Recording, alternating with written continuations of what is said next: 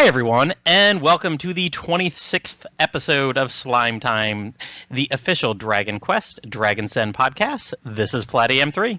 And this is Liamland. Well, so it looks like that trademark for DQ Tact wasn't just a placeholder. Square Enix announced this week that it's coming out to the West sometime soon with a demo period on Android, similar to how Dragon Quest of the Stars did it last fall.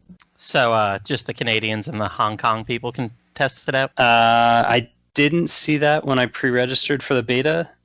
So if you have an Android device, I'd encourage you to go to the Google Play Store and sign up for the beta. You can also choose to have your phone auto-download the game once it's available. Cool. I actually already did that, but I'm kind of hoping I don't get picked, actually, because I think I'd rather prefer the polished product, because I fear, with most DQ mobile titles, Dragon Quest of the Stars especially, I won't play it that long, so I don't want to waste my 5 hours of total gameplay time on the beta. But, to be fair, that would be twice as much time as I spent on the last Dragon Quest tactical game, DQ Wars for the DSi. We all remember that, right? Ouch. Yeah, you're already planning to quit the game? You haven't even played it yet. That's the plan. I plan to be tactless. I find your lack of tact disturbing. Yeah, I'll give it a try, of course, but I think I might just go play another dozen hours of DQ Rivals.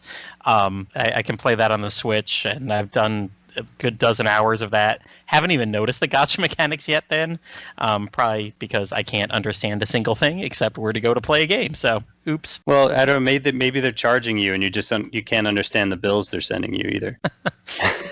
So Platty Japan's getting billed 10 yen every day. Yeah, your credit rating in Japan is terrible right now. So, joining us tonight, we have some longtime Dragon's Den members. One was even on the original Slime Time Season 1, Episode 1 and 2 back in 2012. Yes, please welcome DranzerX13 and Mimas to the party. Hello. Hello.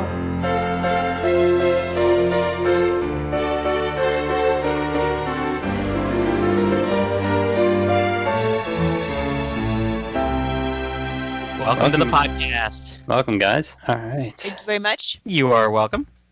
All right, we've got our welcomes. We got our intro out of the way. Let's get to know our guests a little bit.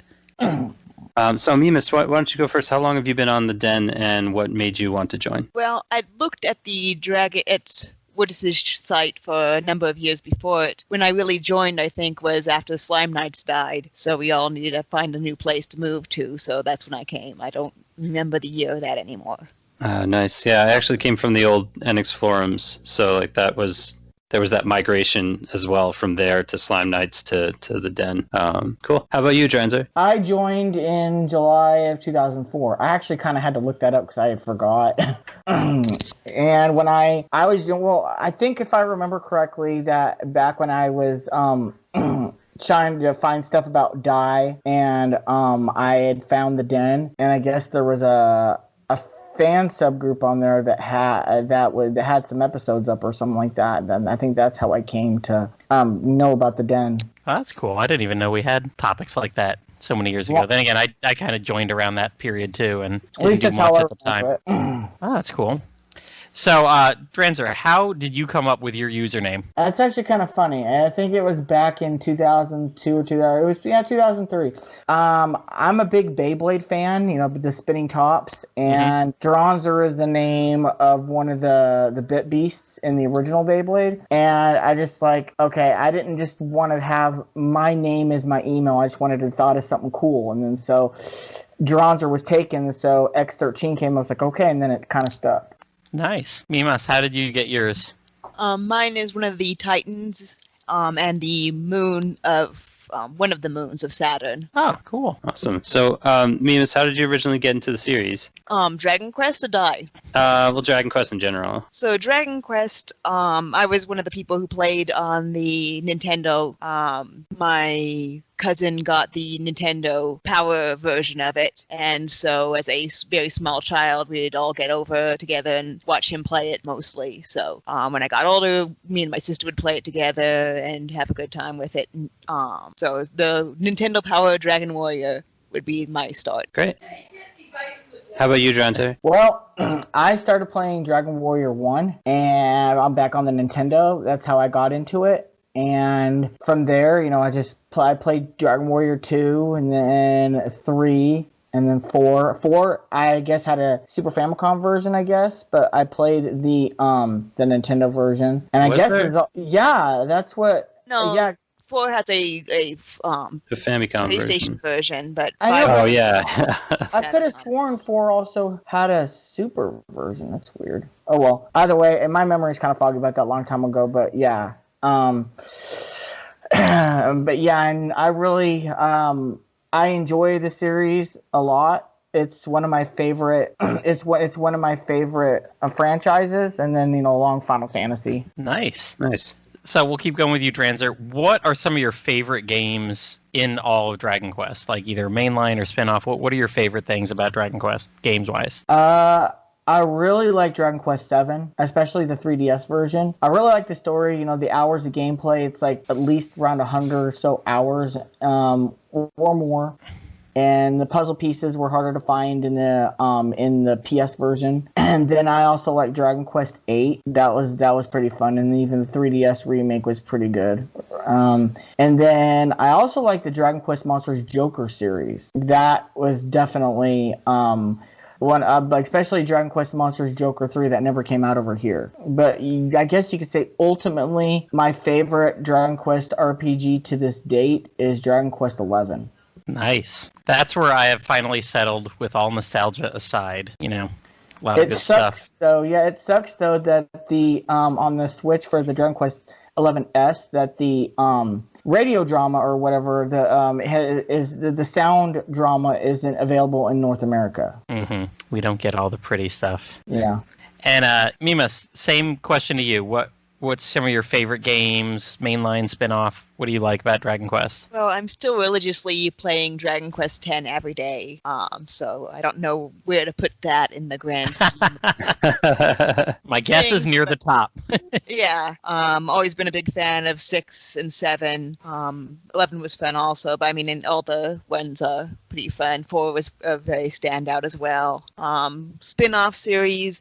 My favorite would be the Kenshin sword game. I had a lot of good time with that, but it's very particular to the light in a room, so I haven't had any luck the last few times I tried to play with it. The sensor was all off, but when the sensor's on, the sensor's really good for that. Oh wow! I've seen that in a Don Quixote. I saw it just like casually sitting on a shelf at a Don Quixote in Tokyo. Yeah, I got mine at some sort of a Japanese yard sale kind of thing, so it was like 500 yen. Yeah, it was super cheap too. I should have grabbed it, and it's great. It plugs in through like RCA. It's like really old school. You plug it in that way. So I have an old TV for when I want to play it. Yeah. But so what's the light sensor? The sensor's in the box that you plug into the TV. Mm-hmm. And it's reflecting off the sword. So I guess if you have light behind you, I think was when I had the most problems. Okay. Then it seems to not be picking up the sword as well. Hmm. If you take a picture of the sword, you can actually get an interesting effect from that because of with the flash. Oh, okay. Cool. Was the movement similar to swords? Yeah, but I thought it actually was a little bit better at detecting things than swords. Swords was a little off. Yeah. The movement, I always had a problem with the fact that they didn't utilize the nunchuck for the movement, and they just had everything kind of stuck in the wand. Oh, yeah, that was a mistake, too. Yeah. You're still on a rail for the Kenshin version. Yeah. So you're not any better on that, but the actual detection is much better for when you're hitting things. There's one fight that you do against Zoma, and you have to hit the blue orbs that he's throwing at you back at him, and avoid the red ones because that will heal him. It's the opposite of the normal bad guys, and if you don't have that accuracy, you're never going to manage it. Oh wow! Okay, cool. So, do you have any favorite characters or monsters throughout the whole series? I refuse to kill slimes. Wow. So you just run away from them in the first one? I'll never run away, so I always hope they'll run from me. If I have the ability to scare them off, I'll do that instead. And I've killed more slimes than I'd like to admit, but I avoid killing them as much as possible. Well, I like to kind of like say something about this that's kind of funny because my girlfriend hates it when I fight frogs in Dragon Quest games, and every time I do, she's like, "Poor frog," and I'm like, "Bye bye frog, goodbye," and she's like, "I hate you." Flatty and I were talking about a little while ago how there are like a lot of bears in some of the manga, and in some of the DQ manga, like Monsters Plus has a lot of bears in it, and I think that brings a real world feel to it, and having some of the monsters be actual creatures that you could find in the real world. True. So, Dranzer, what's some of your favorite monsters or characters in Dragon Quest? It's interesting. When it comes to the games, I really, really like with a character. I really like Eric or Camus or however you pronounce whatever Japanese from 11.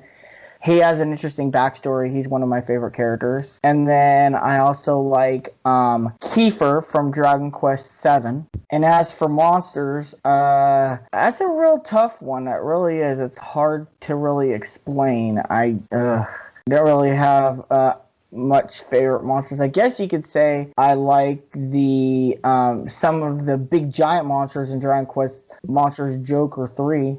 Like that big Orichalcum dragon, or however you want to say. That's a cool monster.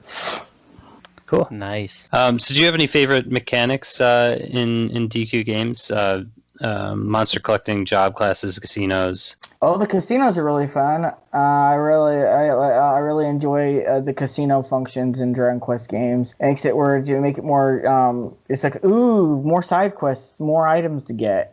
And I really like the mechanics in Dragon Quest 11 with the where you get to spend points on skills and all that other kind of stuff. The board. Yeah, the autosave helps too. Oh yeah. For that casino manipulation. And I also like the mechanics in Dragon Quest X. I know it's an MMO, but it's hard to explain with that. But like when it comes to the mechanics in Dragon Quest X, it's a really fun. A lot of things you could do on it, especially like I like to play, kind of act like it's an offline game and just play by myself. And so like I'll hire AI characters, and that's cool that you could do that function. There's a lot of RPGs where MMOs where you can't do that, and you can actually beat the game, and then you go on to the next version. Actually, yeah, I was gonna say how you can actually start to hire NPC characters to fight with you in 4. I think that was like one of the first DQ games where you could do that. Mm-hmm. I kind of forgot about that, and then I went back and played it. Actually, is it? Has the story characters? Yeah.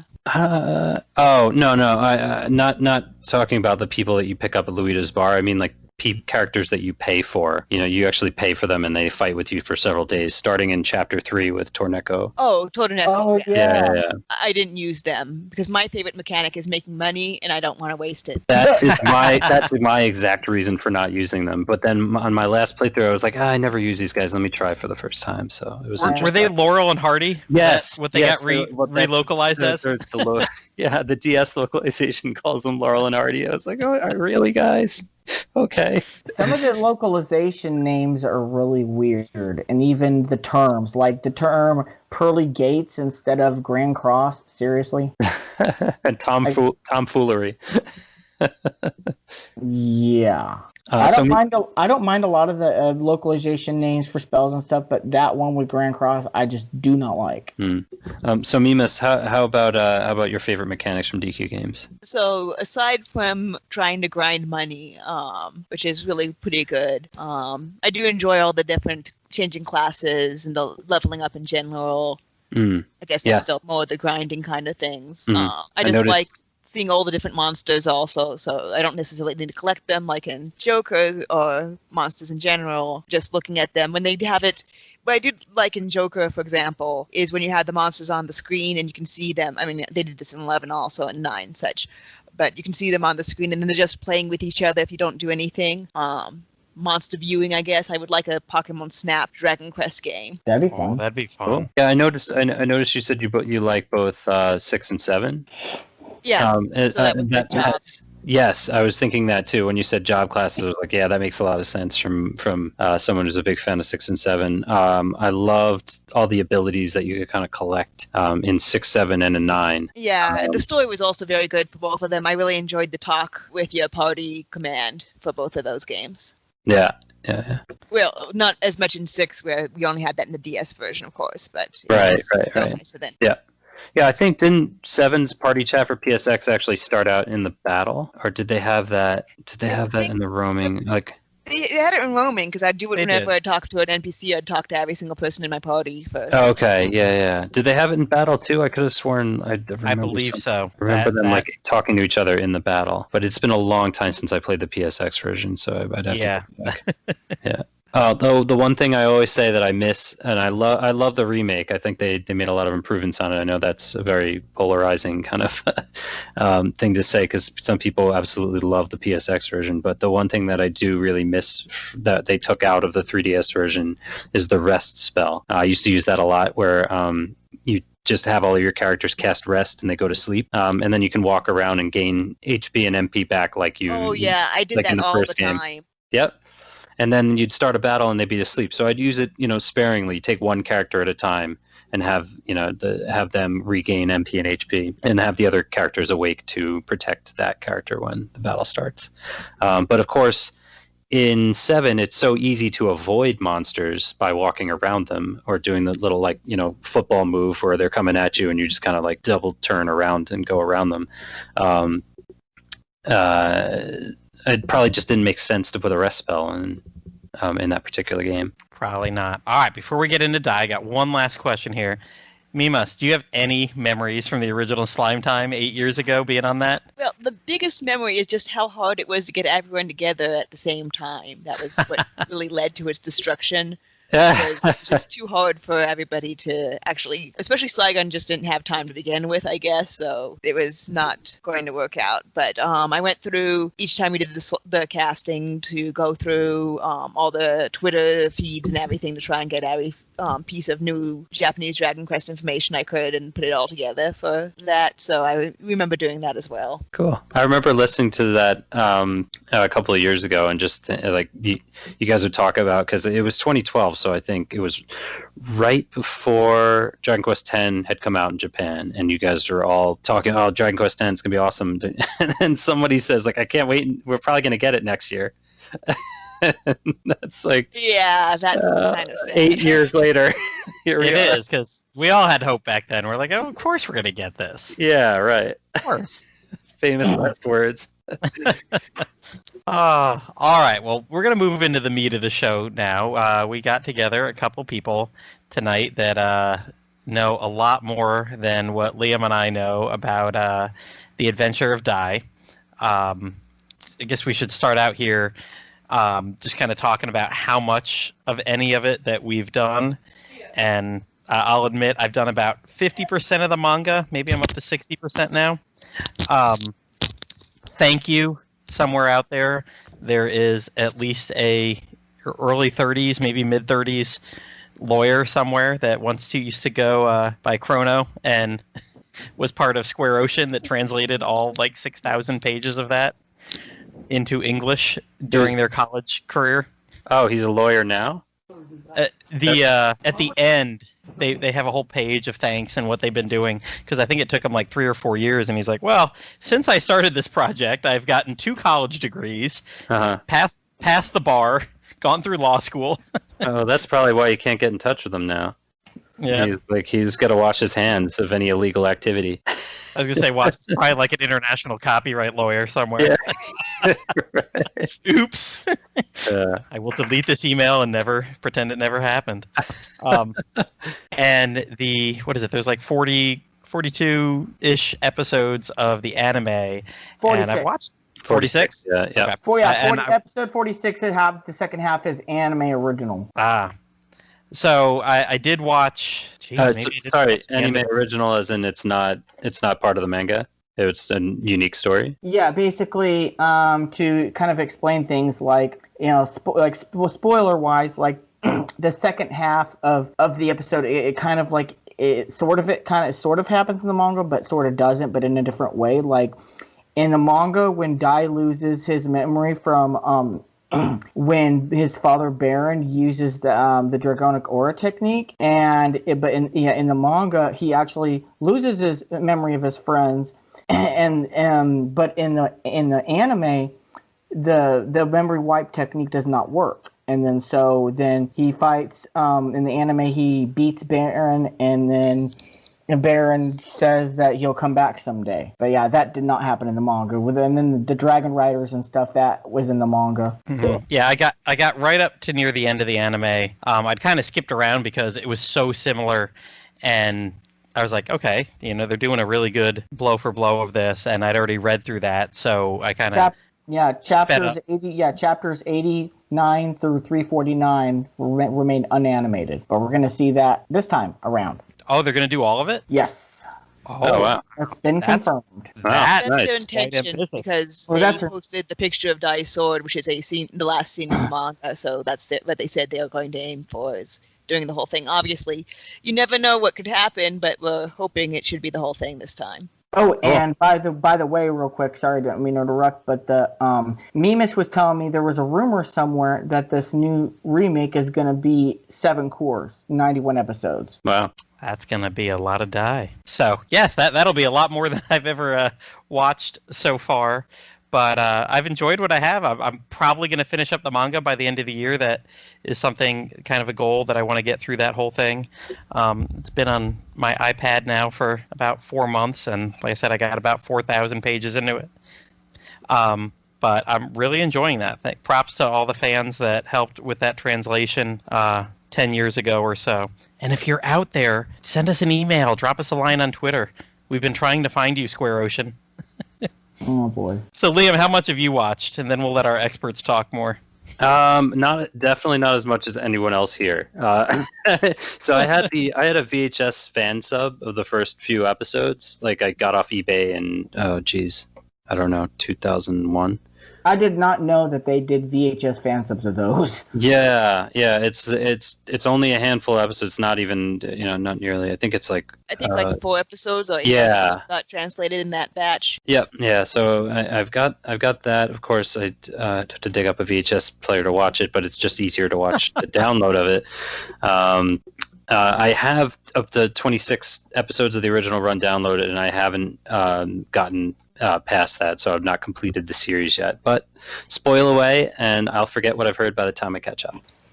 Yeah, just to let everybody else out there know, and I did mean to say this at the beginning, we're going to spoil everything on this. We're not going to hold back. We're not going to do a little like, oh, and then there's going to be some other stuff. No, we're going to talk Dai. We're going to talk all about it, mainly because, kind of like Liam, my memory's crap. I'll be reading some of this probably in another month or two, or be watching the show and be like, oh yeah, well, that's so cool that happened, because I won't remember. So if you are bugged by spoilers, find another Slime Time episode. Sorry, guys, but we're going to go deep into this tonight. How much can we possibly spoil, though? Like, if it's such a rich series, there's so much content we can't possibly talk about. We can't possibly spoil everything. So, I don't know. That's 3,462. That's my in defense of spoilers. Yeah, exactly. And I think I know we'll get some new fans, hopefully, of Dai from the new anime. But yeah, this stuff is how old now? I mean, we're talking anime from the 80s, years. 90s, or the manga from the 80s, 90s. 89 for the 89, and it's been fan translated for a dozen years, and there's all I want to add anime's been out a while. So yeah, what I wanted to say, because when it first started in '89, the manga, it was originally just supposed to be just like a couple short stories, and that was it. But then it eventually led to its serialization. Yeah, because their first adventures seem like nice little wrapped up stories, and then was this serialized in like Shonen? Weekly Shonen Jump. Yeah, that right. It's currently the only Dragon Quest manga that was actually in Weekly Shonen Jump. Well, that's because after Dai, that's when Enix made Gon Magazine, which is what they then would serialize in the Dragon Quest stuff in after that. So Gon Magazine was made due to the success of things like Dai and the Dragon Quest 4-koma manga, the 4-panel comic joke manga. All right, so I'm assuming you guys have both read it and watched every episode and everything. Yes, I have seen every episode of the 1991 version, and I like the music. Some of the tracks, I don't know, maybe could have been different, but I like the old one. It's super awesome. Yeah, I've seen the whole thing and I've read the manga multiple times in Japanese for both of those. Yeah, you don't need subs. You can watch or read stuff raw. The anime, the soundtrack is of course wonderful, but at the same time, I felt that on certain situations it didn't actually match as well as it possibly could have, because it was kind of forced in there since it was already Dragon Quest music. So one of the things I'm looking forward to with this new one is seeing how the new having a different set of music will work out for it. Yeah, Are they not going to use old Dragon Quest stuff? So far, there's no sign of it. They have a new composer for this, unless we end up somehow getting the same ending song as the original anime, because they haven't announced an anime song ending song yet.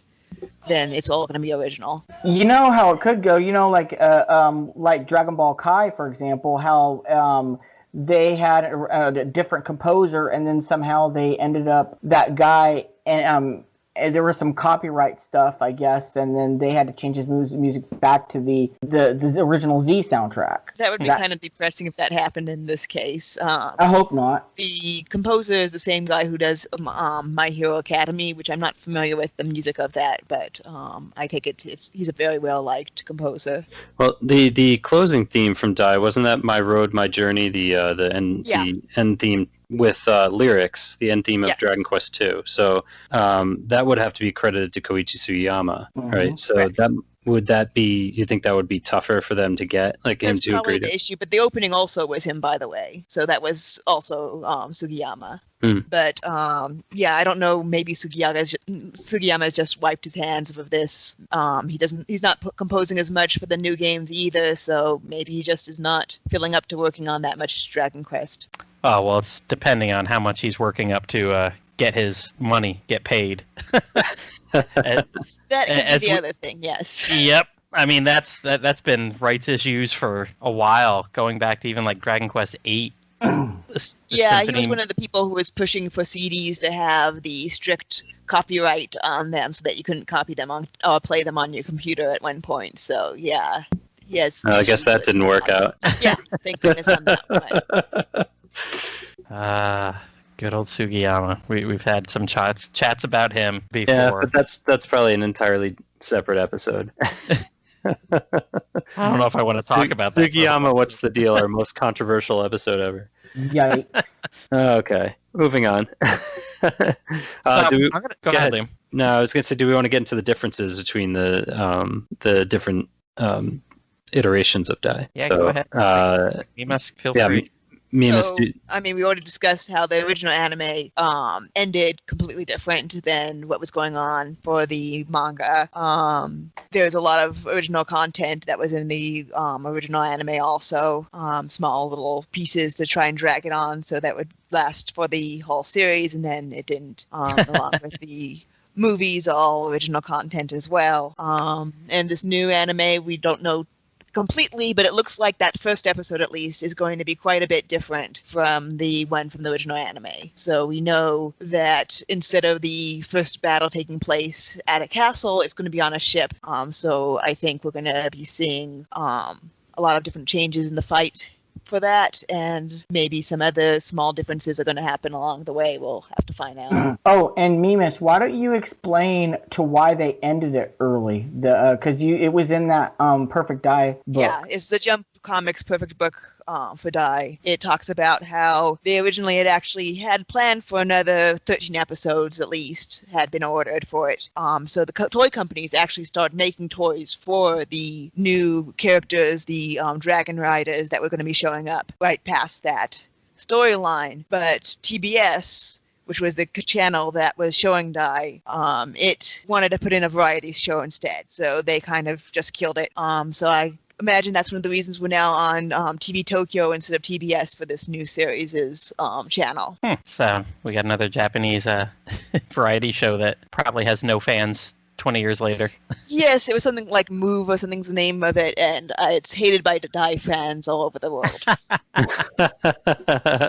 Well, it should be. Well, it should be. So, were there any like original characters in the anime that they pulled out that weren't in the manga? I don't think there's any actual, other than the movie characters, when they had the 6 shadow commander people, whatever. I don't know what the fan sub translation called them, but those were original characters. Okay. But in the TV series itself, there wasn't much in the way of what you'd call real original characters. They just had like the fake heroes appeared a lot more often than they did in the manga. Ah, yes. That fake hero group from one of the earlier chapters. That's going to be one of my memorable scenes we'll talk about in a little bit. Oh, yeah. So, I know you both said we don't know a lot about the remake that's coming out this weekend, but what do we know? What's the sum total of our knowledge here? Well, one thing is, there's only going to be an opening theme, so no ending theme. And my guess that it's going to be, because like I learned this from this experience with watching Monster Hunter Stories Right On, how like the opening was around 2 minutes, and then the episode itself was slightly longer, like around 22 minutes. And then another thing that we know, I guess you could say maybe you had a good eye for this, Mimas, or not, but it looks like if you notice that the eye catcher, whatever that they're using, like where it showed the spell name or something, after like partway through the digest. Do you remember that, Mimas? Oh, like on the first one, it's Iru for die. Yeah, yeah, that might be an eye catch, but yeah, that's almost certainly it's an eye catch with the map in the background and everything. Yeah, and then another thing that's going to be changed between the old version and new version is that the chapters are going to be sped up, basically, because like in the old version, because the new version, they covered the first 6 episodes in a digest, which is like episodes 1 through 9 in the old 1991 version. Mm-hmm. So pretty much like, the first episode is probably going to be relatively unchanged with the chapter number, like 1 and 2 still. And then then the other episodes will be like 4 chapters apiece instead of 2. We also know that, of course, it's a whole new cast, and Dragon Quest monsters from later stories. Like you have the pigs in hats, the big, those are on Dai's Island now. So that's a fairly significant change, yet at the same time kind of fits. Right. So they're taking monsters that you'd find in like the later games, like 9, 10, 11, or basically anything that came out after Dai and sticking. Well, in the original Dai, only the monsters from 3 would ever show up. Anything past 3 was considered monsters from the demon world, and they seem to have dropped that idea. Yeah, I did see some note somewhere that there were a couple monsters that made their debut in Dai before they actually were later in Dragon Quest IV. Oh, that's cool. Which ones? Do you remember? No idea. That was just a note on a Wikipedia. Okay. Well, I know and it's probably because this is the timeline. Were added in, but I haven't heard of any of the monsters making it over. Well, because this is this to put it historically. That's when Dai started, right? Right after the release of Dragon Quest III in Japan. I think it's right about the time of the start of 4. Okay, so there you go. Historically, that's where we were, that late 80s, early 90s time. Yeah, so it's interesting. So, one of the things that does predate the games that kind of comes up in this a lot is attack abilities. And that's one of the things, because I played Dragon Quest 5 and 6 on Super Famicom before I watched Dai, and so when I watched Dai, I had just finished 6, and I was remarking about like, oh wow, yeah, this is just like 6. They've got all these abilities, but it's like, no, this came out way before. Yeah, a lot 6. of the attacks from it made it into 6. Yeah, it's kind of interesting how the anime actually, or the manga and anime influenced the game series.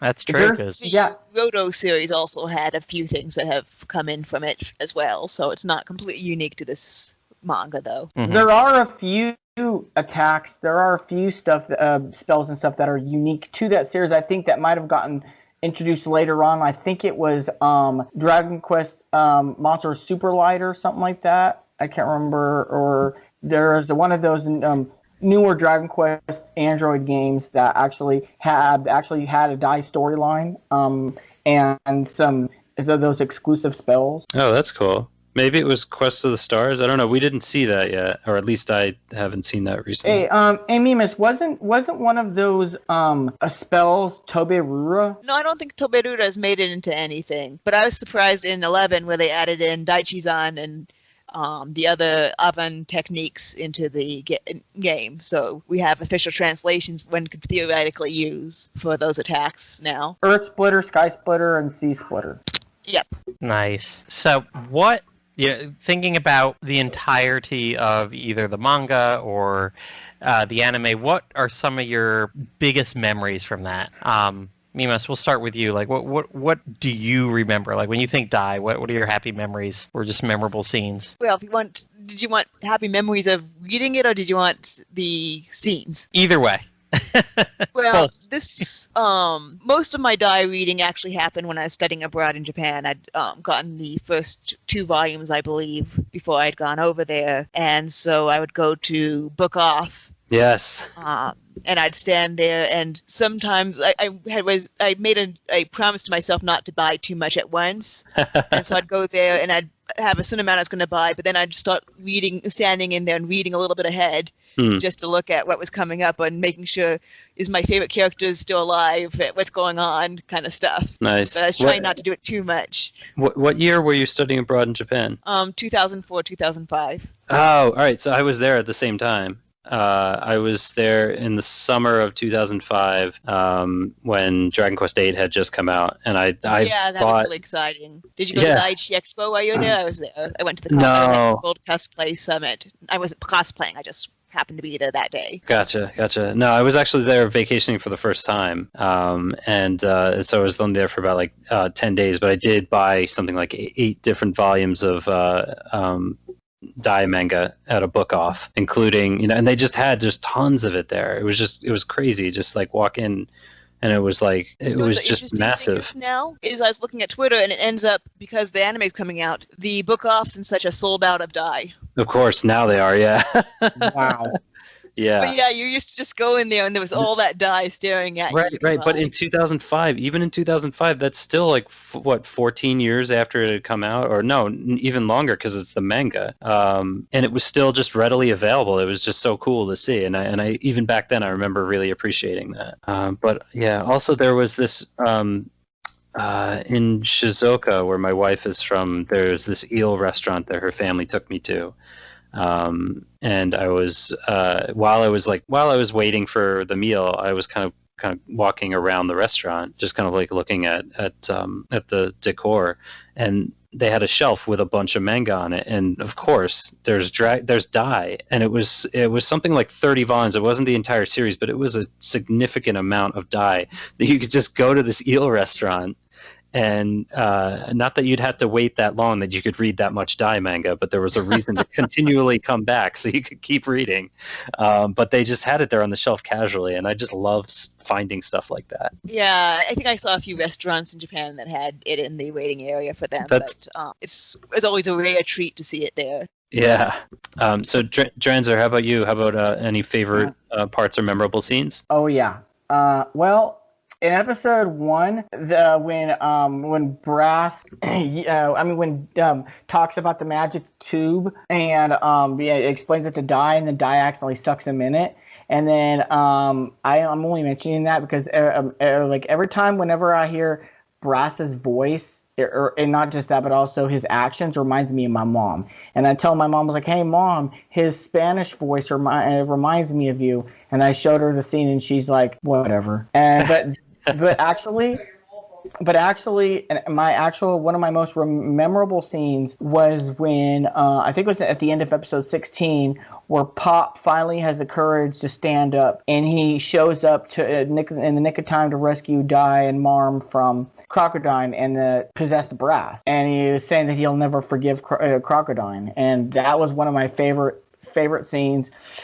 And then I also like when Dai was facing like I liked the episode when the last part where Dai and Hyunko fought, where they fought. I think it was the last. I liked when Hyunko actually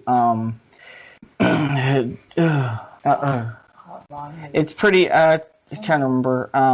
So I'm kind of tired. Give me a moment then. When you talk about the Idu Idu scene on the recent Tokyo game show, Square Enix show, they had one scene from that they have for the new anime, and it looks like in this version, Dai's going to keep on Idu Idu Deru in brass over and over again for fun. So that's going to be particularly funny looking, I think. So Nice. That's something to look forward to. They should just do a full episode that's just that. Yeah, well, that would be amusing. Yes. 22 minutes. Actually, now I remember. Okay, there was another episode when I'm trying to remember what episode number. Oh yeah, when Dai was facing off against the golden armored Flazzard, and then when Dai had blood in his eyes, that because Hyunko had like stabbed himself and then poured his own blood on Dai's face, and then Dai ended up slicing up Flazzard. That was pretty cool. And that's why I can't read this manga to my son. Well, also, as I've been flipping through the manga, I can't remember. I think at least twice I've come across just topless Marm, like no context, like the first page of the volume or something like that. It's just her staring topless out the window. Like, I have that picture open right now, and the page 92 of the perfect book has that in color. And yeah, she just has no top on for no good reason. But in this picture, the guys don't have a top on either, so it's not exactly like she's being the only one naked. But yeah. Oh boy. Well, if you do want to show that to your show the manga to your kids, just make sure they don't see those specific pages. Well, I was talking recently on our Monsters Plus podcast that I started reading Monsters Plus with my son. He's 3. I didn't think. I guess you figure it's a monsters game. It's going to be kid friendly, but it's actually pretty graphic in terms of like the violence. And we got to book 2, and my son loves to read. He loves he can't read yet, but he loves looking at the pictures, and he loves when I read to him. And this is the first time I'm reading to him where he was ever like, I want to stop reading right now because it was just freaking him out to see like a dragon getting cut. Like monsters in it too. It's pretty scary looking. Yeah, between seeing all the amount of bears in it and the fact that a dragon gets like sliced to pieces and you literally just see like pieces like getting cut off of it, that pretty much freaked him out. So yeah, I can imagine blood getting thrown in Dai's eyes not going over well with him. I would say that's a lot less. Dai's a lot less horrible on that than Monsters Plus, but at the same time, there's enough in there that I think it could still scare a 3-year-old. So. Yeah.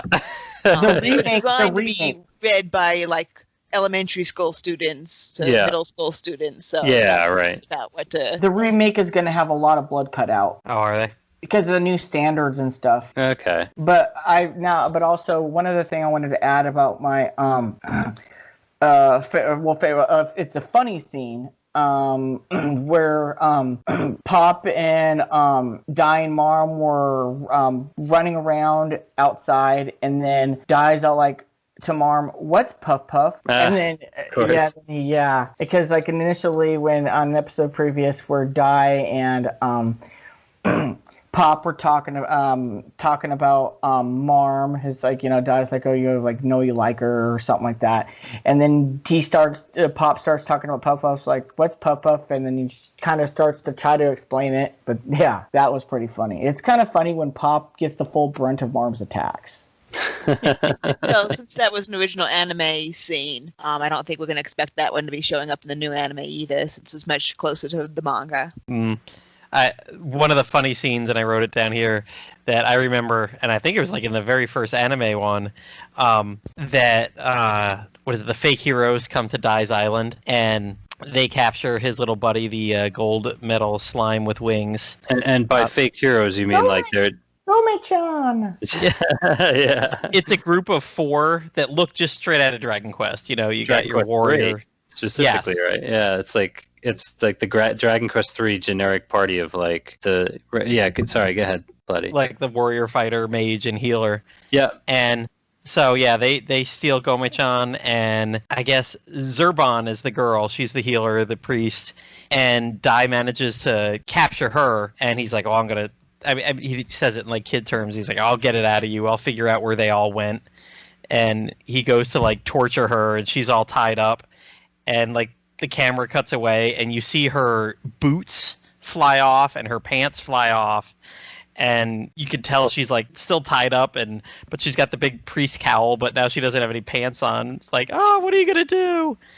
And then I think it's one of like the heel slimes or something that just like tickles her feet.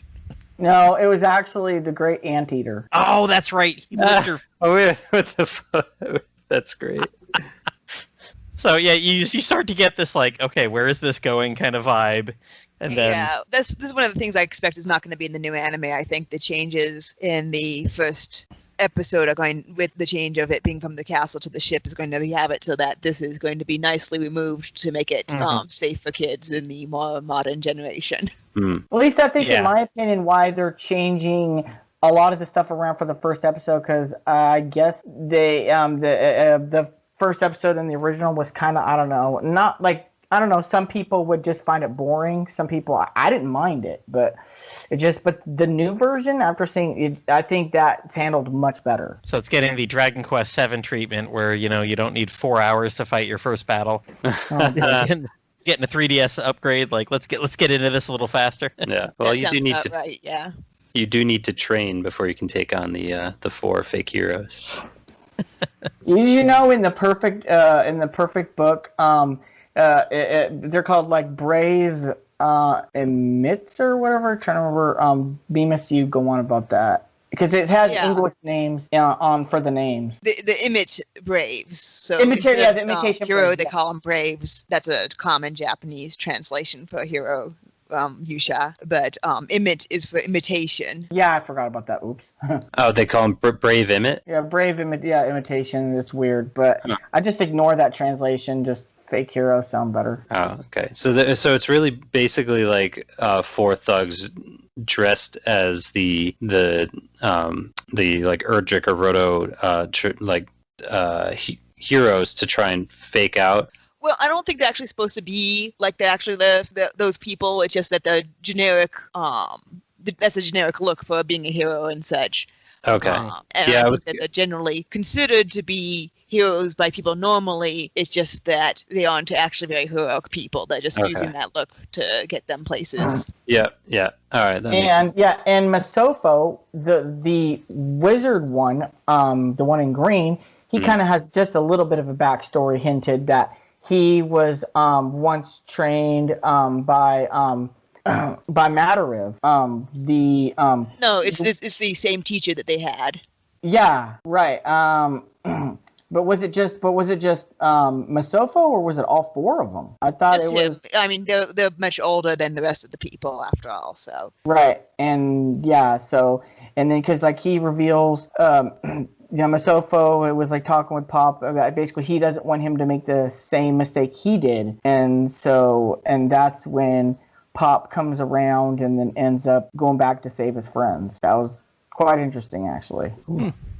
So I remember there were a few scenes that I had screenshotted when I was first, when I was watching the downloaded version, but one of them was specifically Zurban threatening to harm a bag of slimes, which is fantastic because it's a mesh bag with like really large holes in the mesh, so the slimes could easily just like slurp right out of it or just like drip right out of the bag.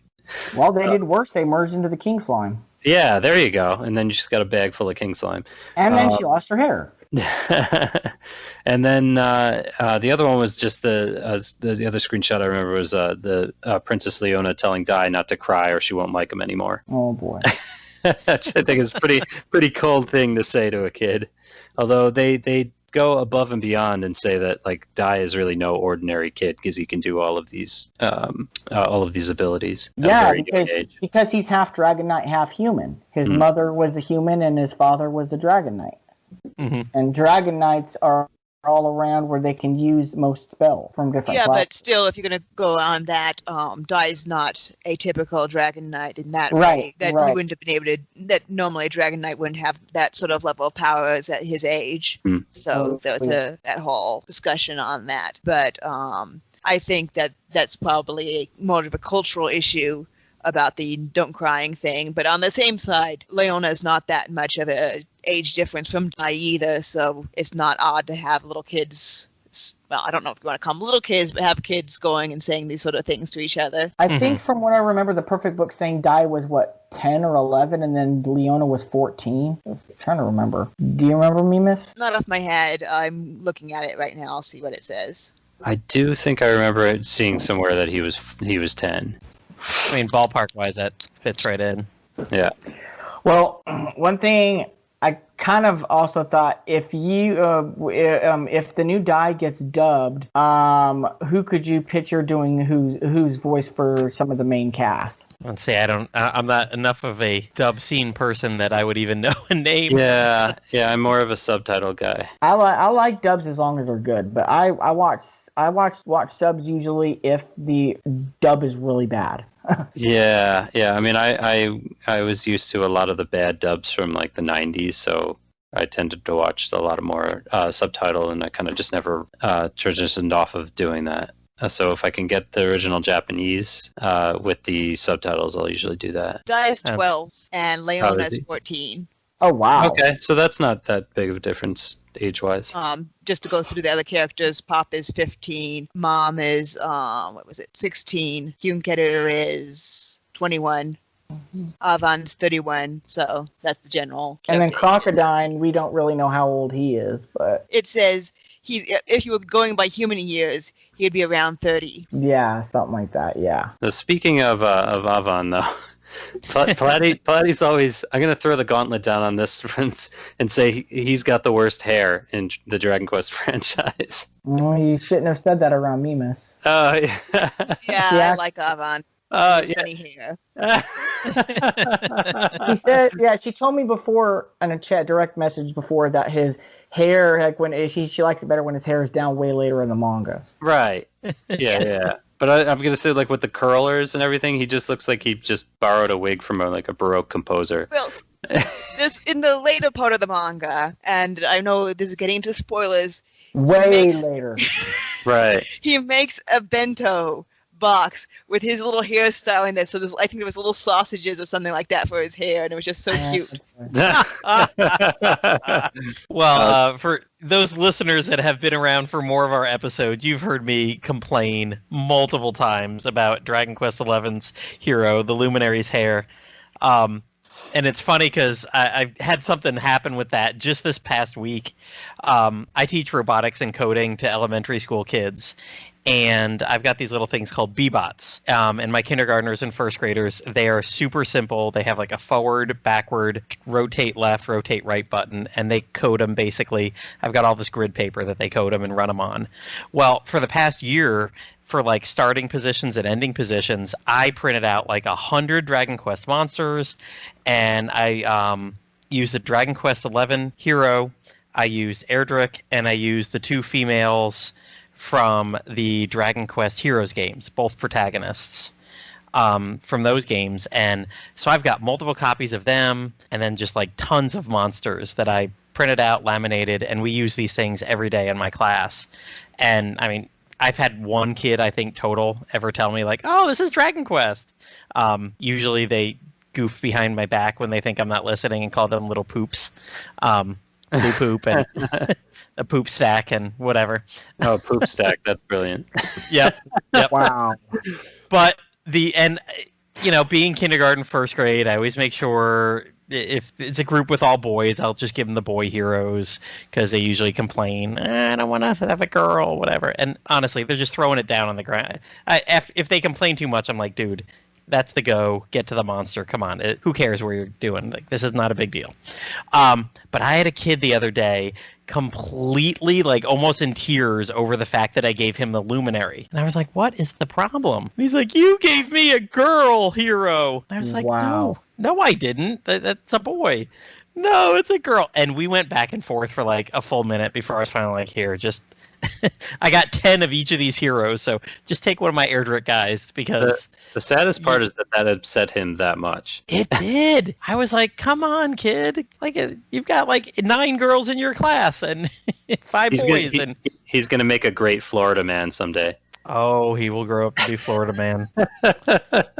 We all do. So yeah, but like internally, I'm just like chuckling. I'm like, yeah, Luminary, your mop top. I don't know what you're complaining about. That hair has been available since at least Dragon Quest IX, maybe probably even earlier than that. But like for you to actually, you could create a Luminary. But I had the choice. DQ11 That's Luminary the thing. anyway. I think it's better than the Dragon Quest III heroes here. I mean, that's just not even reasonable. Spiked up. Yeah, Like, the I had the spikes. I mean, it's choice just let's try to with make a them look like Dragon mop Ball top. characters is the only explanation for those. I think that was And the- a lot of and 80s that- and 90s anime characters had that hair. Doesn't I like- every Joker protagonist have that hair? I like Hyunko's hairdo. From God. Yeah, he has Scroll normal down. hair. And normal hair is something we don't always see in the Dragon Quest. Or Well, it's kind of Yes. like silvery, but yeah, it's like more. oh, it's because he's 21, man. He's ancient. Well, Not as actually- aged as Avon, and his hair goes really funny. So I mean, it's not your age. Well, here's the thing, because one thing, at least it's hinted at, but it's not actually said or shown. But like, Hyunko is actually how to go about this, because Well, he I'm not was, sure you should put out your theory because I don't think your theory is necessarily as strong as you're expecting it to be. But certainly, it's not an impossible fan theory. right, but like yeah, because like Baltos, his foster father had said that he named him after the legendary swordsman Hyunko in Demon World, and my theory was that maybe Hyunko lived in the Demon World and with his parents, and then something happened and he ended up in Human World. But And you know what? We're going to get into this next. I'm going to ask you guys your favorite characters or plot lines in the thing. And I actually thought Hunkel's character and plot were pretty awesome because when you first meet him, he's one of the captains in the Demon Lord's army. He's one of the bad guys. And when you come to find out how that came about, it's like really like pretty cool because he was a human that was being raised by like one of the Demon Lord's skeleton commanders, right? yeah, And when Avon and his party come to kill the Demon Lord a dozen years in the past or whatever, you know, of course, the skeleton guy who's leading the guards goes out there and he, like all other monsters in Dragon Quest, he gets killed along the way. The heroes come through, kill him. So, you know, he grows up. Hunkel grows up pissed at humans because the humans took away his monster family. well, it was, but that's what he thought. It was actually Well, yeah. Hadler that killed him. But That's true.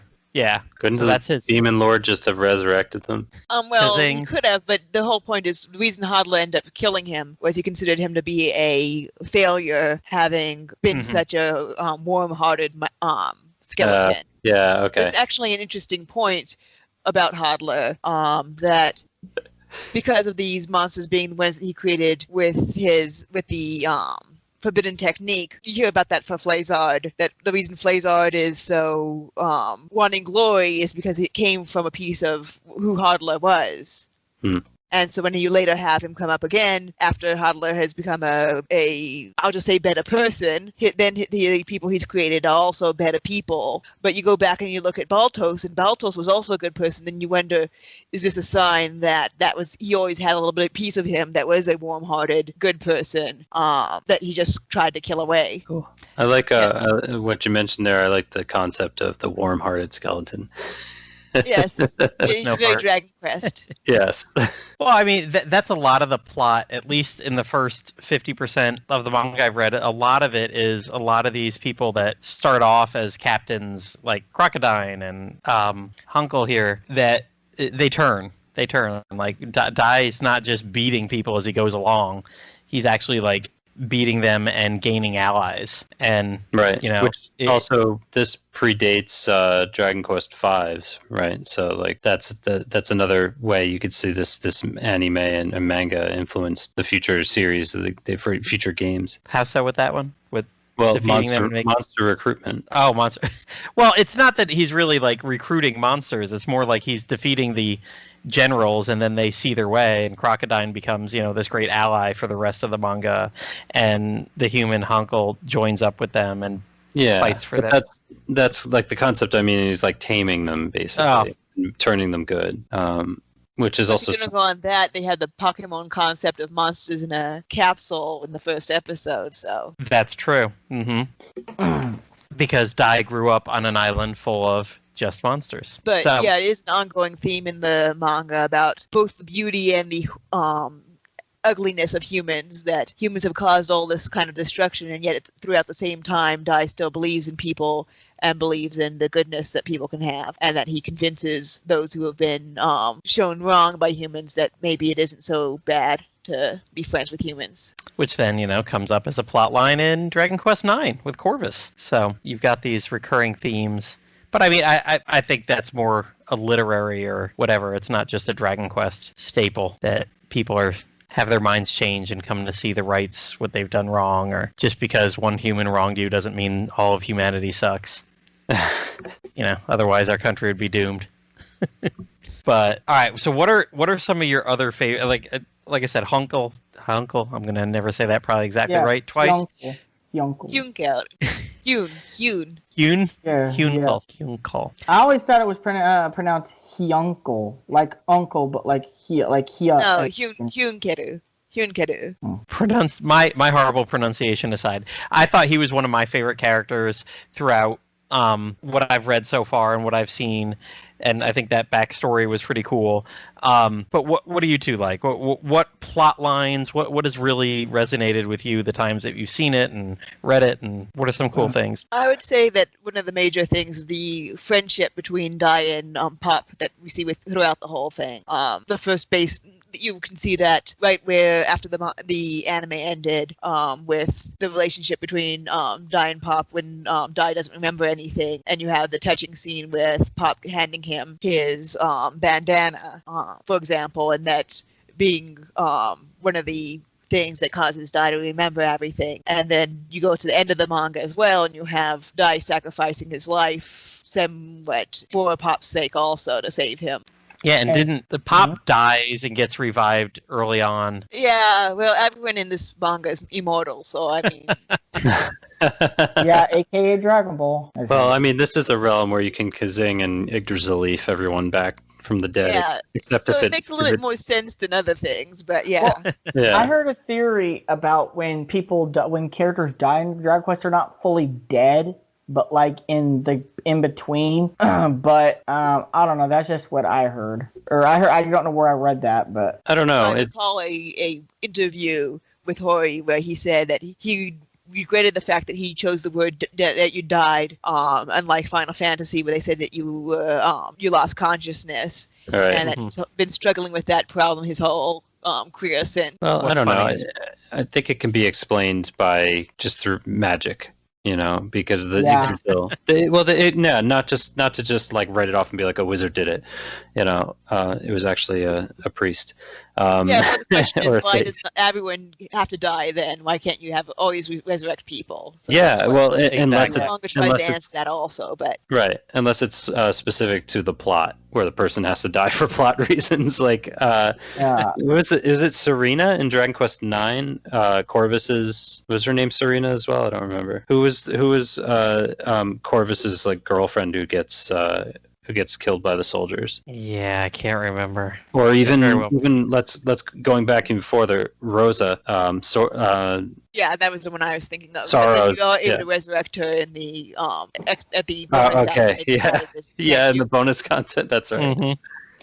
Now, my favorite, one of like my favorite things in in Dai, later on, towards the very, very end of the manga, when it's revealed that Gome-chan is an item made by the gods, the tier of the gods. And just how emotional it was for Dai and his crew to find out that Gome was actually an item, and that's what caused their miracles to happen. But then it was more than just that, because Dai had wished, at the time, without realizing, Dai had wished for a friend, and when the tier of gods was there, it turned into Gome-chan. And that was an amazing scene. I liked that. And then another one of them was when Marm and Pop, where they realized their love for each other, and it was actually during the battle with the chess pieces, the Shinei Kudan. She And didn't She didn't say. Well, she didn't specifically. It's one-sided still, even at that point. But well, I guess it was kind of hinted at the way it was she said going she was on. giving him a chance. I don't know. Maybe the English translation is not very good, but she said that she loved both him and Hunkeru, but she didn't know that she knew it wasn't actually true love in the fact that she wasn't going to be sacrificing her life for them the way that she's seen other people sacrificing their lives for the people they love. And so she figured that she was going to find out what true love was after this whole thing ended, and then she might give Pop a chance. Yeah, because Pop actually first, it was in one of the earlier episodes when Pop had actually tried to say that he loved her right before she was going to go train as a martial artist, right? Yeah, that was an emotional scene. Yeah, I really like a lot of Pop moments. And then speaking of Pop, because I know Pop's father was named Junk. It's kind of funny, but yeah, it hasn't been shown in the old anime about that. Pop's past was briefly mentioned in the anime. Now, in the manga, doesn't he go home? They don't approve of him being out there adventuring? Well, he ran away to begin with, and so his father beats him up when they've come back looking for a weapon for Dai. That's right. Yeah, Dai's new weapon is freaking awesome. He ends up freaking slicing that freaking that freaking continent, whatever that thing is. The castle, the Kikanjo. Castle, and can't that be translated as Demon Rock Castle, Kiganjo? Demon Rock Castle is something like that. Interestingly enough, in Dragon Quest X, there's a place that has that same name. It's probably just it's probably not meant to be referencing Dai, since it happens to be in the Ogre continent, and the Ki in Kikanjo is for demon or ogre. And so ogres in the ogre continent, it makes sense for it to be the same kanji. Mm-hmm. Yeah. All right. Any other big characters or plot lines you guys want to talk about? I'm ready to move on if you guys are. Well, I don't want to I know you guys said spoilers okay, but there's only so far I want to go. That's okay. That's perfectly fine. Yeah, so, I'd say a lot of this discussion has been pretty spoiler-free. Like, there's context that you probably wouldn't get unless you actually read it, So I'd say, like... when I was talking about, for example, the bandana thing, I kind of left out important parts of it because I didn't want to get into the actual spoiler. Fair enough. So, Dranzer, you sent me something today that you wanted to talk about. Yeah,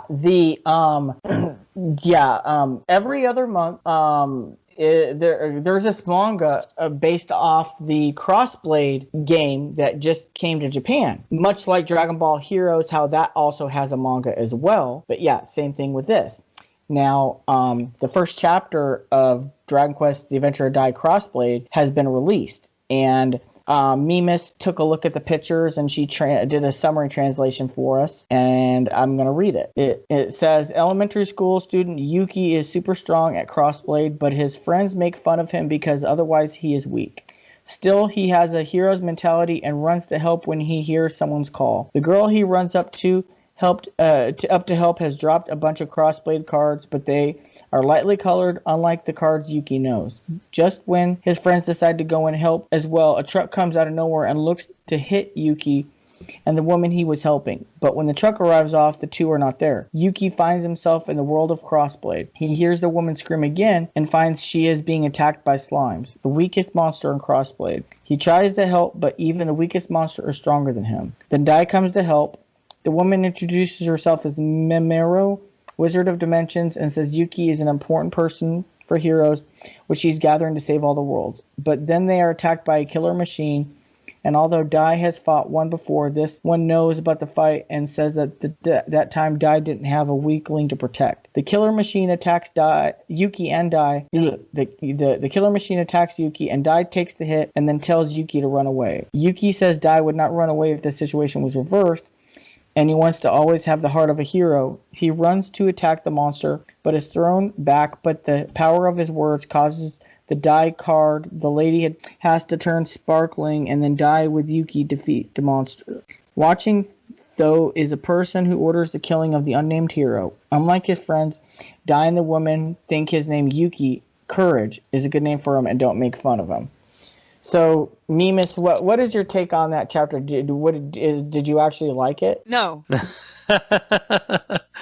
I was actually extremely frustrated that throughout the thing we're looking at slimes, we're looking at some castle which has nothing to do with Dai as far as I can tell, that they're nearby, and they keep on calling it the Crossblade world rather than this being Dragon Quest or Dragon Quest monsters, or it's not Dai's world. I don't know what world we're in, but I don't know. That was a little bit upsetting. It's pretty much like basically the world of Crossblade, because it's like it's its own little world, but it has the cards of Dragon Quest with Dai and stuff in it. Yeah, but the game, as far as I can tell, is actually a close retelling of Dai, and yet here this thing is completely different, and it was just really odd that even with his friends making fun of him to begin with for his name, where I don't know why they'd expect him to be any better. He's just an elementary school student, so I mean, I don't know. And then the truck coming out and hitting him just makes it into an isekai for no good reason. And yeah, so just many things about it. And then Dai doesn't look at all like Dai. I mean, that's somewhat understandable. Because it's drawn by somebody else.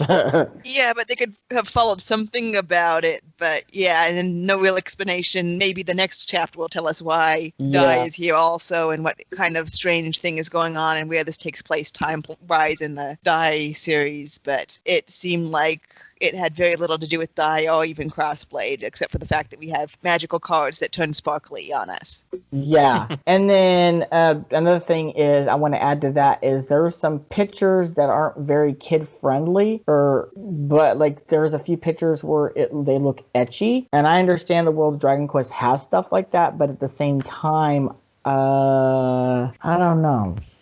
Yeah, and this is a little kid's manga series, the Saikyo Jump, as far as I could tell. But the previous manga that this guy had done was also not what I would consider I'll send you the a link to the chapter, Matt, just so that way you could pull up some links and you can have your own comments. Okay. Yeah, as a matter of fact, so you did send me that, and I opened it up this morning, and I just clicked on a random page, and sure enough, the very first page. You did. The very first page was the girl laying on the ground with slimes all around her. That was definitely getting a little bit ecchi right there. And then there's another manga also, but this is more closely related to Dai than the Crossblade, and it's going to be released every month in V Jump on the 19th of every month. It's about Yvonne before he met Dai. Yeah, it's the story of how he became the hero from the original series, and this one seems much better, but it also has the original author working on it with a new, the manga artist who did Zip Man, I guess it's called, in Jump. I haven't read that myself, but what's interesting about that also, about the Zip Man artist, is it ends up that his father was one of the directors who worked on Dai, so there's a little bit of a connection with him for that. Oh, that's neat. But yeah, I have a subscription for V Jump. I'm not going to be getting a subscription for Saikyo Jump. Yeah, the Crossblade manga, I mean, I'll be reading the chapters, see how they are, but I'm more interested in the Yvonne backstory and the new Dai anime. And one other thing, I know you fans will be happy about this. Every month on the 10th, the 10th of every month, there's these spoiler magazines called Animage and Anime New Type, which they have a month worth of episode titles and summaries.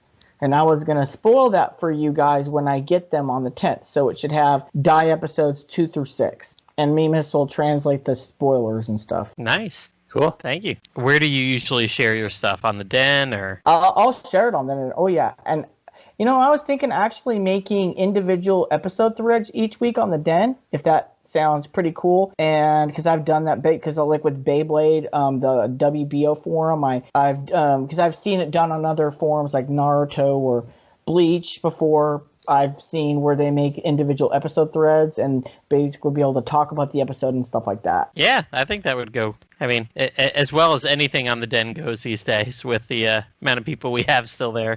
You know, anything that isn't Discord seems to be slowly dying, but... Yeah, I don't know where people actually find people anymore. I'm completely lost that. Yep, well, we're still hanging around on the Den. A couple dozen of us or so. All right, was there anything else? Let me go back to the show notes real quick here. All right, I guess I already kind of cut this one. I was going to say anything that just made you groan about the series. Like, oh, geez, another another chapter about this or something.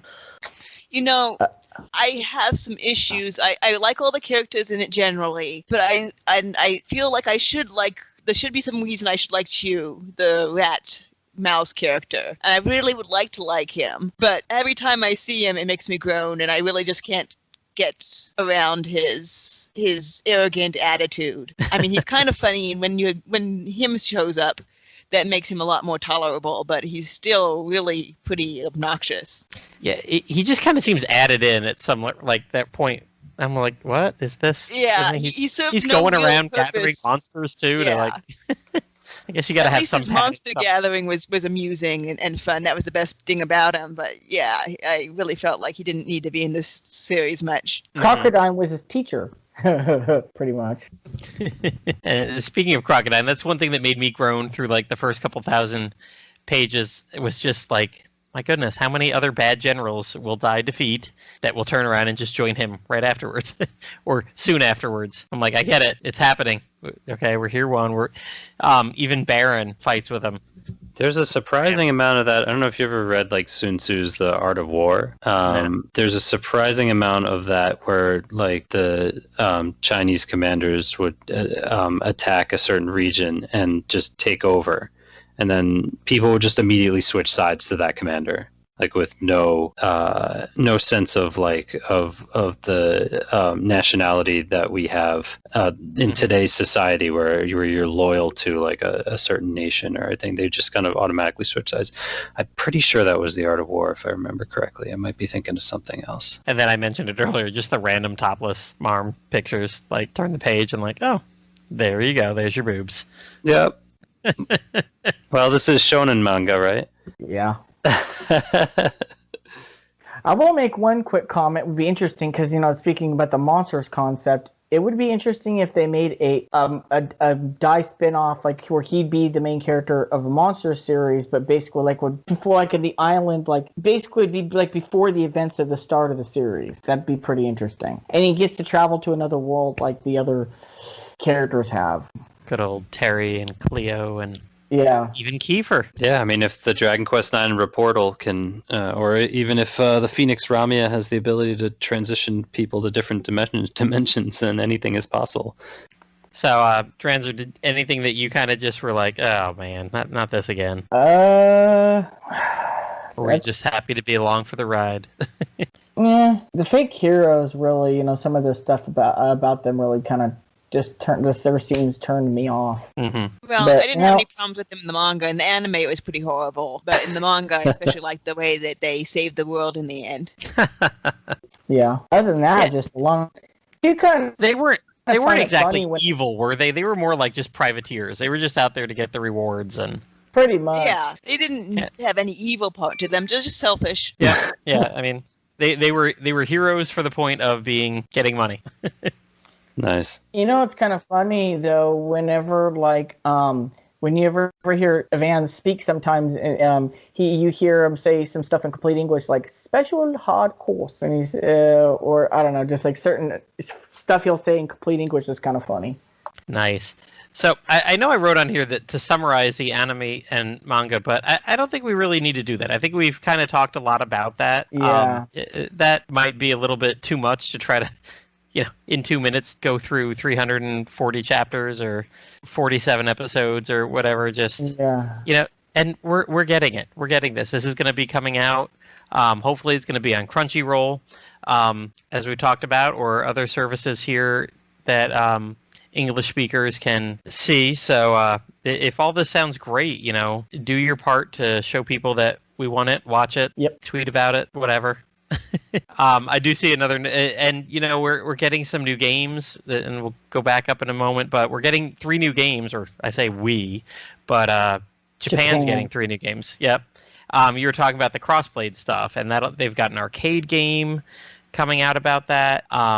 Next year they've got a mobile gacha game coming out based on Dai, and they're doing the action RPG, and is it for Switch and PS4? It's an unannounced console right now. They have not announced a single console. But my guess it might be for the PS4 and Switch. Yeah, I don't think they're going for this to be a huge PS5 or something release. It'll. I especially looking at the history of a lot of Japanese releases, and especially Square Enix, they're going to put it on the consoles that people have the most of. Yeah, that makes sense. Yeah, so I could see Switch PS4 being like this, and pretty much every. I mean, to be honest, out of all 3 games, I'm really looking forward to play Infinity Strash. That's going to be really awesome. Looking forward to the cell phone game. It actually looks a lot of fun for it, and I like the multiplayer. Look, you got Dragon Quest. It's going to be on everything. I mean, whether you're in Japan and can go to the arcade, if you want to play a gacha game, if you want to play an action RPG, there's a Dai game coming out for you. Yeah, that's only if we can travel to Japan again to do the arcade game. Yeah, I know. I'm pretty sure that the mobile game and the console game will come here. Heck, maybe Japan might even do a Dragon Ball Heroes thing where they released a Switch version of it, and they'll do the same thing with Dai. Well, hopefully they'll do that like the same. I mean, the interesting thing about the arcade game is it's basically just Monsters Battle Road again. Yeah, right. And a new story on it. Some of the cards even look like the same ones that we use for Battle Road, I think, from what I've seen. Cool. So that came out for the Wii, so you never know. Nice. Yeah, I got to play my Battle Road when I was over there in Japan with Pendy, and Pendy actually pulled a couple of cards out of the game. It was pretty fun. So, out of those 3, probably would play the one I'd play the most of would probably be Infinity Strash, but the crossplay is something I'd definitely be interested in checking out. Now, Dranzer, you put in here, and I don't know if we talked about this, the ending to the anime, was it cut too short, or was that something Mimas explained to us earlier? Yeah, I already explained it to you about how the memory swipe thing worked in the manga, but in anime it didn't. It was completely different. Right. Okay. All right. So I think we've pretty much taken Dai apart, put it back together, talked about some differences, what we're maybe looking forward to. It's going to be different again in just a couple days. Yep. See if they update, see what 30 years has taught us. Yeah, and to add that, because the Adventure of Dai remake airs on TV Tokyo at 9:30 in the morning this Saturday, but it'd be Friday our time, 5:30 p.m. Pacific time, and then 8:30 Eastern time. Mm-hmm. Cool. And you could either use Keyhole TV to watch it, or there's some other sites where you can actually stream TV Tokyo live, but we'll let you find them. So one last thing here, and we'll ask each of you, if you would like to play. We definitely can. On some episodes of Slime Time here, we like to play our totally juvenile game of Marry, Thwack, Puff, Puff, where we'll give you 3 characters that we've been talking about, and we'll let your imagination run wild and humorously go here. And Dranzer, we'll start with you. Tired. I'm actually kind of tired, so I can't think much right now. Well, that's okay. That's okay. Liam and I can pick this one if you want. And we're about done here. We'll wrap this up in just a moment.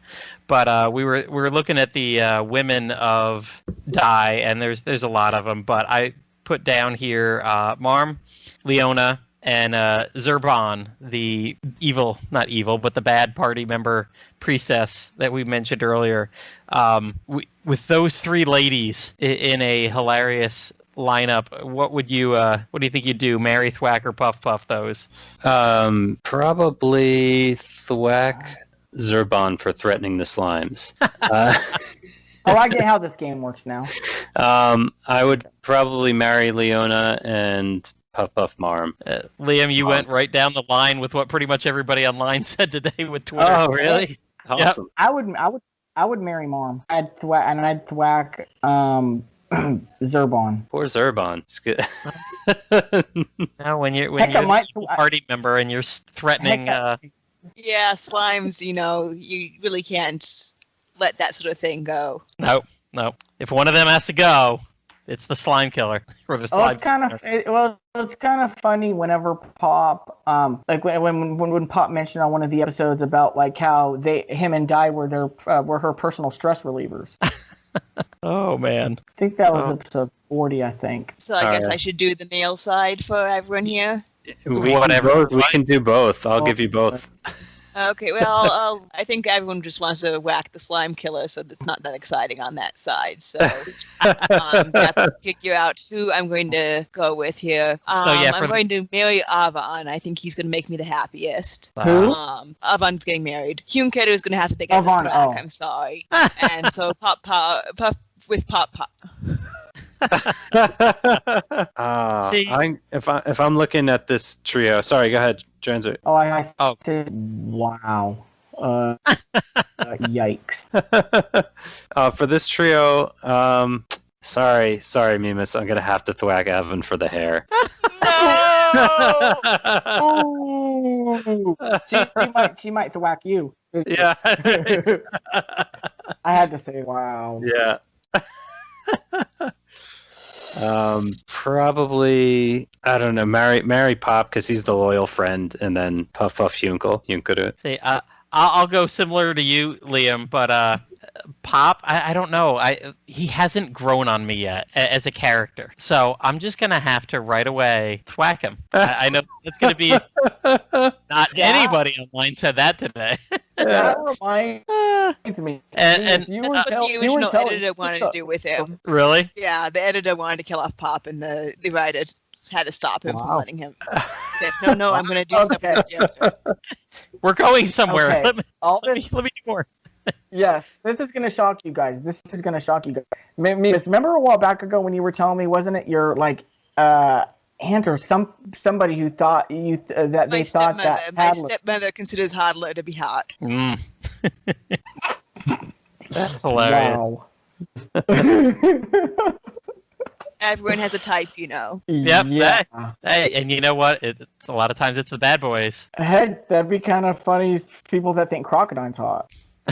You need to be very careful when you search for Crocodile stuff, because there seems to be a fan grouping of him and the Walrus Dragon Rider, and there's some very Very graphic fan art. Don't very Google graphic this at home. art that can be found out there. The two characters never even met in the manga, and yet this exists.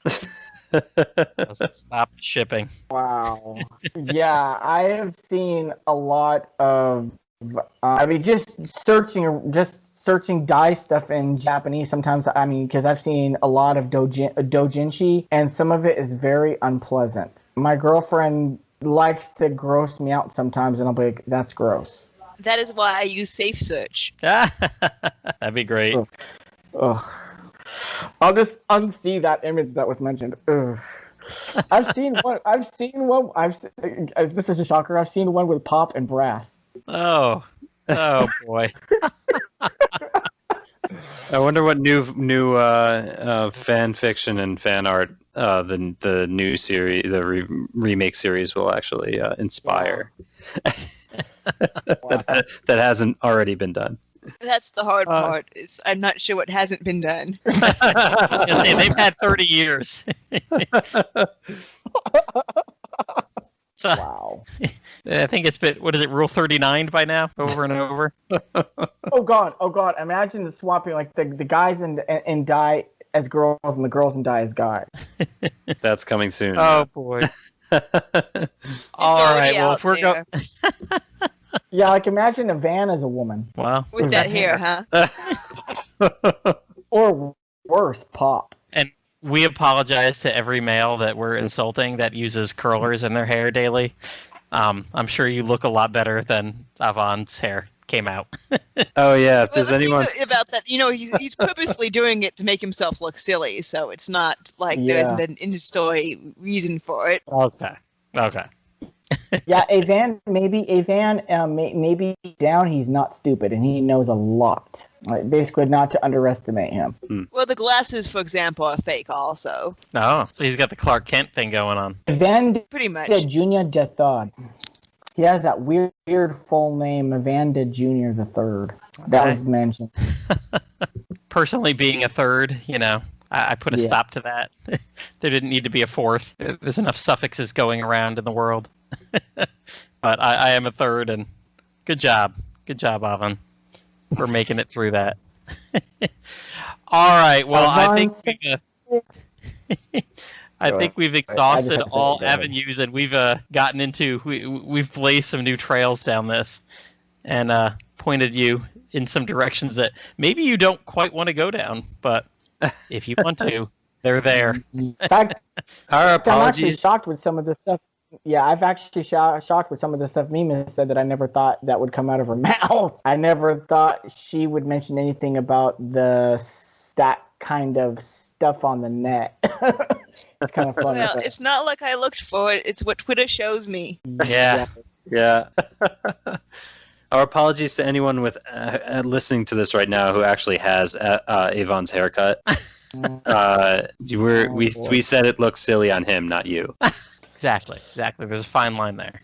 Yes. Fine line. All right, and talking about drawing a fine line, I think we're going to have to draw a line in the digital sand here and bring this episode of Slime Time to a close.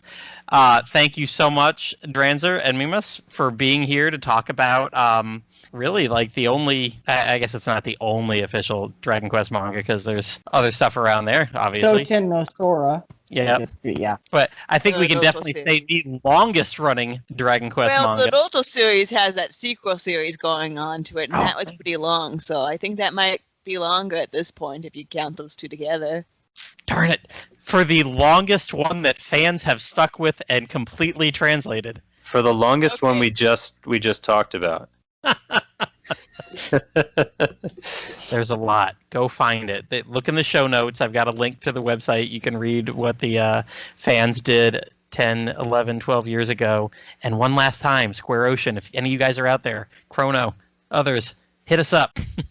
Thanks so much, Dranzer and Mimas, No for problem. joining us. It was you. a lot of amazing information, and I'm so glad that you guys could be here to talk about it with us. Yeah. All right. You might have noticed that the Have a only good time night, we guys. ever mentioned... Oh, sorry, Dranzer, go ahead. Oh, I said have a good night, guys, but go ahead. All right, thank you. You might have noticed the only time we ever mention Patreon on our podcast is when we say we don't use Patreon.